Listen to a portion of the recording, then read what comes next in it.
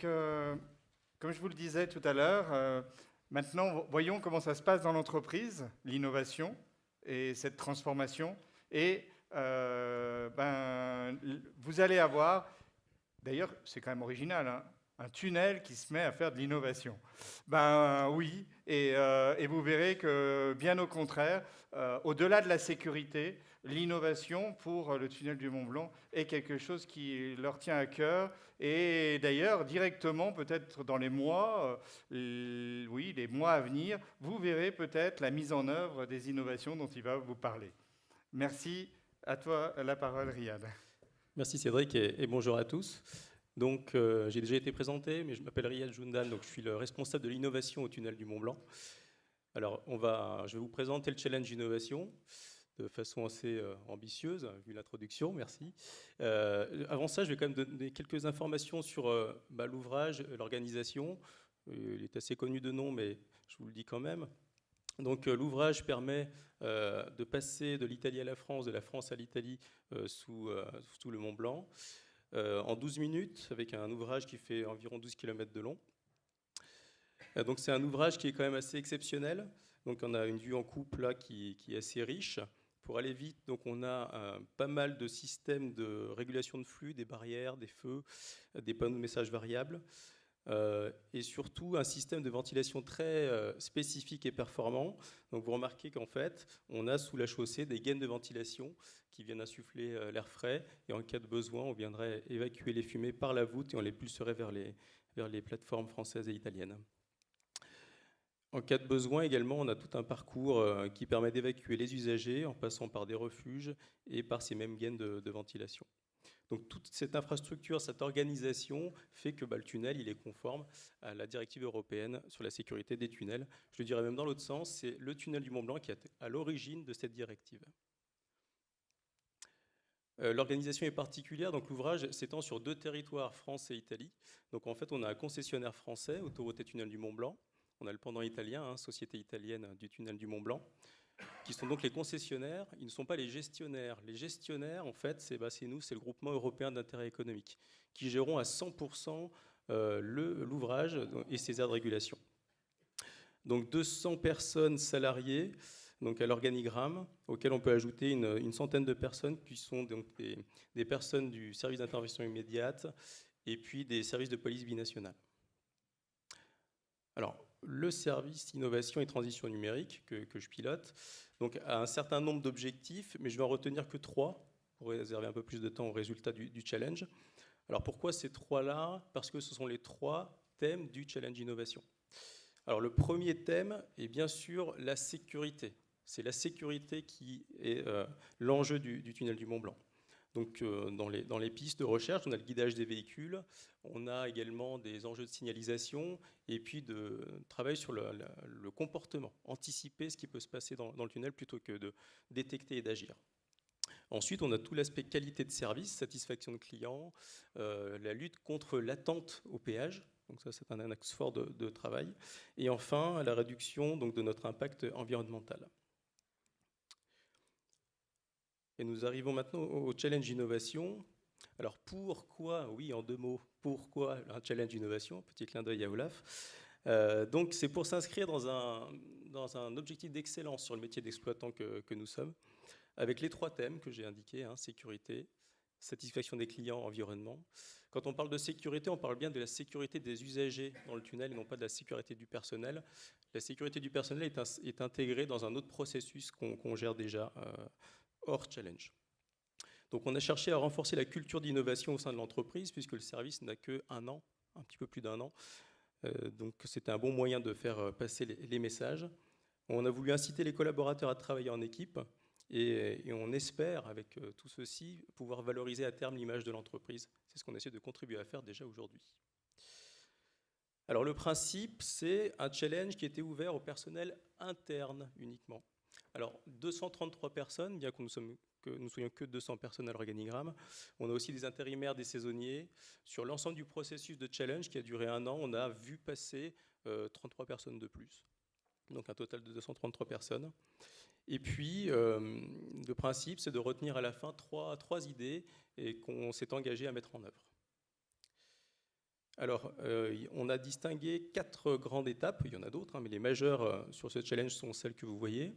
Donc la première, c'est une phase de génération d'idées sur cette semaine, qu'on appelle phase d'idéation. Ensuite, une phase d'analyse avec un système de jury, que je vais vous expliquer, une constitution d'équipe, et enfin une exploration des idées présélectionnées. Alors, la génération d'idées, donc ça a été la première étape, on l'a menée avec tout d'abord un premier outil qui est numérique. Donc on a permis à l'ensemble des collaborateurs de pouvoir saisir leurs idées depuis une plateforme numérique simple, ludique, accessible à tous, depuis un PC, un téléphone, n'importe où. Et ces idées, en fait, pouvaient être visibles par tout le monde, de façon publique, non anonyme. Et donc il y a une interaction possible où les gens pouvaient commenter, liker, donc on pouvait avoir des critères de popularité, par exemple, sur des idées générées. Alors ça, c'est l'aspect numérique. Et il y a l'aspect présentiel, donc avec un cabinet WAOOP lyonnais, qui nous a aidé à mettre en place des ateliers d'idéation, donc avec des appels à participation aux ateliers par des vignettes, qui nous ont permis, donc, pendant 1h30, de réfléchir en mode collectif sur les 3 thèmes, et ainsi générer un maximum d'idées. Alors, on est un tunnel, on est un exploitant, et donc on a des gardes de péage, on a des équipiers sécurité trafic qui ne pouvaient pas forcément se rendre à ces ateliers. Alors, qu'est-ce qu'on a fait? Eh bien, on a essayé d'aller cette fois, nous, à la rencontre de ces gens-là, plutôt que de les faire venir. Et en quelques minutes, on a essayé de leur faire générer quelques idées sur les sujets qui les tenaient à cœur, finalement. Alors, quelques chiffres sur cette phase d'idéation. Eh bien, pour 200 salariés plus 33 personnes qui sont arrivées ensuite, on a généré 109 idées. Alors, je ne sais pas si ça vous paraît beaucoup, nous, ça nous a paru énorme. On attendait une trentaine d'idées. On a 111 connexions sur la plateforme, donc un fort taux de pénétration avec l'application, avec cependant 74 utilisateurs actifs, donc des gens qui ont saisi des idées, qui ont interagi avec les idées et pas uniquement en consultation. Ce qui est intéressant de voir, c'est l'évolution du nombre d'idées par semaine. Donc, si on regarde la première semaine, donc on a une dizaine d'idées générées, et la vraie explosion, si je puis dire, notamment grâce aux ateliers d'idéation, c'est la deuxième semaine. Et puis on a une décroissance type gaussienne, voilà, jusqu'à la semaine 6, et la dernière semaine, c'est la dernière semaine, donc les gens se sont un petit peu réveillés et ont saisi leurs idées. Alors, ce qui est intéressant de voir, sans qu'on ait organisé finalement l'équilibre des idées, eh bien, on a un quasi-équilibre des idées sur les 3 thèmes, une légère prédominance peut-être sur la satisfaction client, un petit peu moins sur la sécurité, sans doute parce que c'est notre cœur de métier. Le nombre d'utilisateurs par semaine reflète beaucoup le nombre d'idées par semaine, et on peut dire que sur la phase d'idéation, on a rencontré physiquement 108 personnes, et dans les ateliers d'idéation, on a rencontré 77 personnes. Alors la phase d'analyse, elle s'est organisée comme suit, avec ce graphique très, très coloré. Donc, si on regarde, 109 idées au démarrage, et l'objectif, c'est d'avancer, de passer à 20, puis 10 idées. Alors, comment on a fait ça? Eh bien, en fait, on a constitué des jurys opérationnels, donc 3 jurys opérationnels, un par thème, donc un sur la sécurité, un autre sur la satisfaction client et un autre sur l'environnement. Chaque jury, en fait, était constitué d'un directeur, puisque oui, nous avons 3 directeurs au tunnel du Mont Blanc, ça tombe bien. On avait un leader. Qu'est-ce que ça veut dire? C'est quelqu'un qui gère l'activité. C'est-à-dire qu'on pouvait avoir le responsable sécurité, la personne qui s'occupe du département clientèle et péage, et le service prévention qualité, par exemple. Et puis un expert essentiellement technique. Et surtout, on a mis 2 personnes qui n'avaient a priori pas de lien d'un point de vue métier avec l'activité en question. Et donc, au sortir de ces jurys opérationnels, donc la somme des idées filtrées faisait 20 idées. Donc voilà, donc ça fait un premier filtre opérationnel. Et ensuite, on a constitué un jury stratégique composé donc de la direction et de moi-même, où cette fois, on n'a pas souhaité refaire une analyse opérationnelle qui était déjà faite, mais on s'est forcé et avoir une réflexion très stratégique, type business model, parcours client, voilà, penser différemment, puisqu'on est vraiment dans l'opérationnel tous les jours, donc ça nous a fait sortir nos habitudes, et donc on a enfin obtenu donc 10 idées qu'on a pu ensuite emmener en phase d'exploration. Donc là, on a la liste des idées. Je vous propose de ne pas les lire dans un premier temps. De toute façon, vous aurez les slides et vous pourriez poser des questions. Donc ensuite, une phase clé encore était la constitution des équipes. Donc en fait, nous avons décidé de faire, à l'image d'appels à candidature, des appels à participation sur les 10 idées. Voilà, des vignettes. Donc là, vous avez vu que c'est en 2 langues, normal, donc on gère en binational.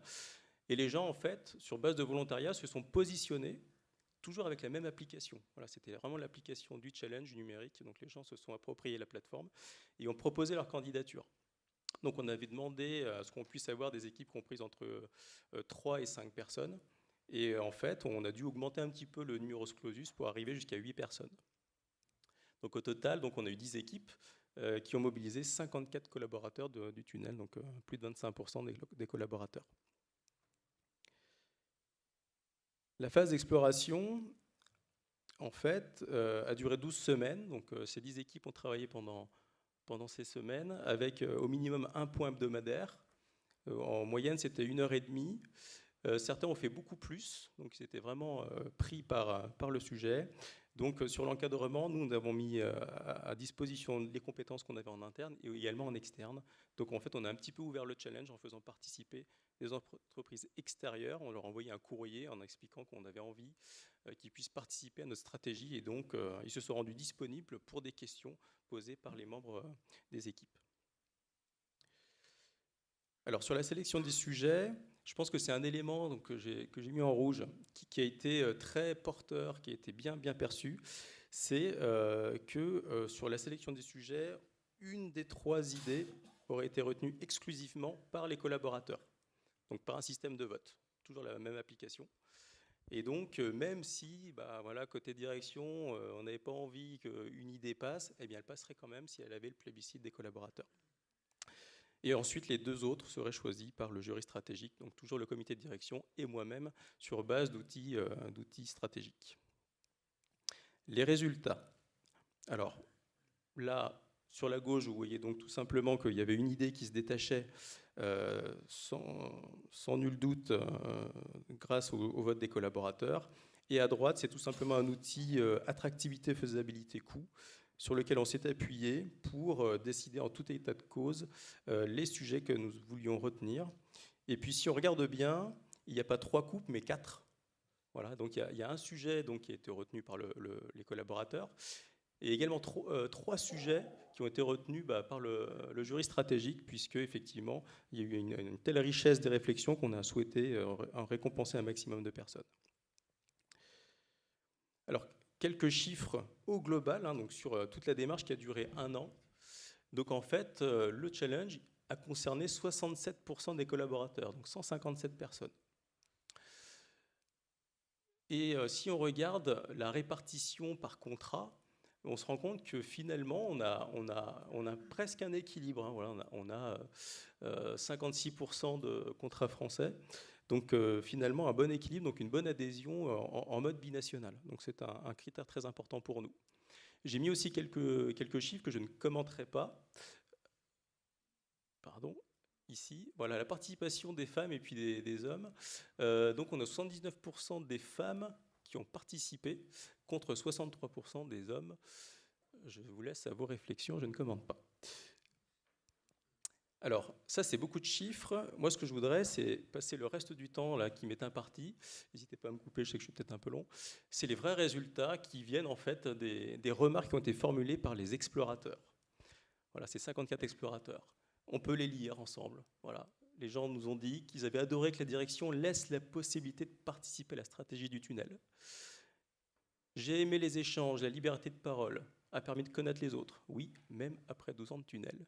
Et on ne se connaît pas après 12 ans dans une entreprise. Alors là, c'est un cas particulier. Alors, une personne qui quittait l'entreprise, et elle m'a dit clairement que ce qu'elle va retenir de son expérience, c'est le challenge innovation. Ça fait plaisir. C'est une bouffée d'air frais.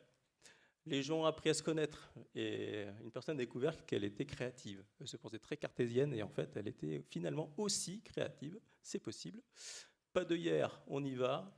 C'est très bien de travailler avec des personnes des autres départements sans se faire taper dessus. Oui, effectivement, on pense beaucoup à un service maintenance là qu'on appelle dès qu'il y a des problèmes.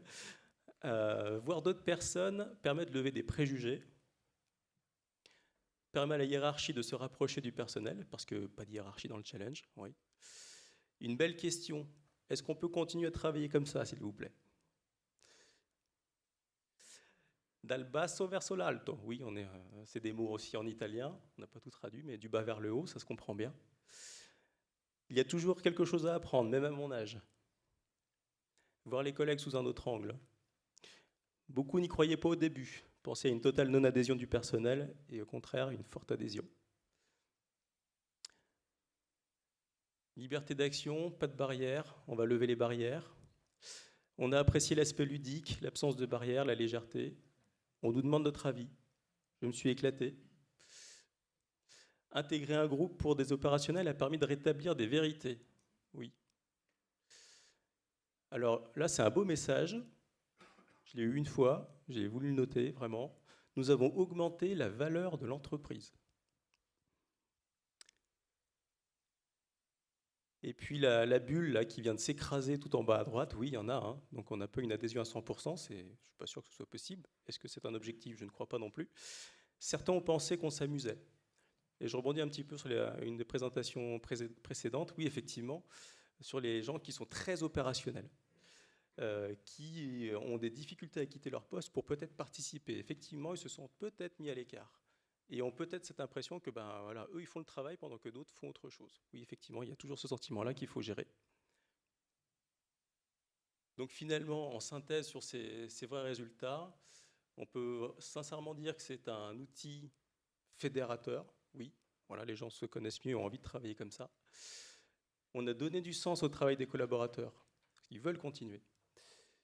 Et nous, de notre côté, on va continuer dans cette démarche en cherchant à mettre en œuvre toutes les idées qu'on a pu générer. Donc certes, celles qui ont été lauréats, donc les 4 idées lauréats finalement, et également les 6 autres qui ont été menées en exploration, et également sur les 109, il y en a toute une série qu'on va chercher à mettre en œuvre. Voilà ce que je peux vous dire. Merci pour votre attention. Merci beaucoup.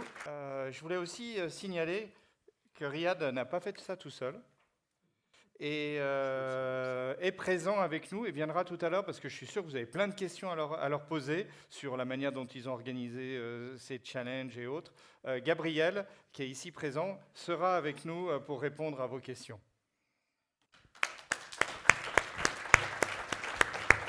Merci beaucoup.